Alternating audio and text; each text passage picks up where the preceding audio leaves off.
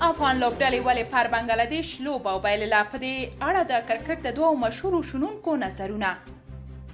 خان وزیر عابد لیکلي د افغان لوبډلې عمده ستونزه که موږ په لوبه کې د کنټرول هنر درلودی، اوس به مو په 2014 کال کې انګلستان، په 2013 کال کې هند، پاکستان، په 2019 کال کې هند، پاکستان او سریلانکا او په 2021 کال کې بیا هم پاکستان ته ماتې ورکړې وه.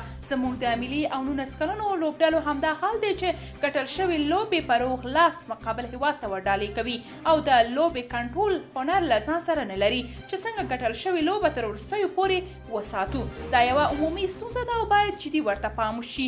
که موږ دا ستونزه پخوا حل کړې وه، پورته لوبډلې به مو تل ماتې کړې وي، ځکه تل یې لوبې رانه په وروستیو اورونو کې د تېروتنو له کبله ګټلې دي. نن یې هم د بنګلادیش خلاف د لوبې د نه کنټرول مثال در واخلئ، په داسې حال کې چې لوبه زموږ په ګټه او لاس کې وه، خو هغوی ته مو ورډالې کړه او بایلوده مو. جعفر هم لیکلي بنګلادیش د دوو ځوانانو لوبغاړو په مټ له افغانستان څخه د کرکټ لوبډله وګټله. نن د عفیف او مهدي د اتلولۍ ورځ وه، فوق العاده لوبه یې وکړه، مبارک دې وي ورته. عفیف یې فوق العاده لوبغاړی دی.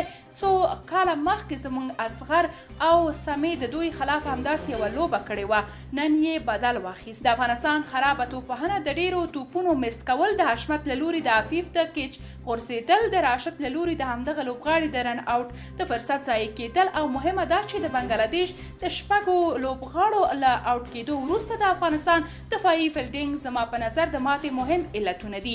فضل حق او نجیب ښه لوبه وکړه. د عفیف او مهدي لوبه د افغان لوبغاړو لپاره یو ښه درس کیدای شي چې څنګه آرامه معقوله حالاتو ته په کتو او مسؤلانه لوبه وکړئ، یوه او دوی منډې وکړي او یوازې په خرابو توپونو د شاټ وهلو هڅه وکړي. دا لوبه د بایللو نه وه، خو حفیف او مهدي وګټله. افغان لوبغاړي له دغې ماتې څخه ډېر څه زده کولو لپاره لري. دوی نورې لوبې پاتې دي، انشاءالله هغه به ګټو.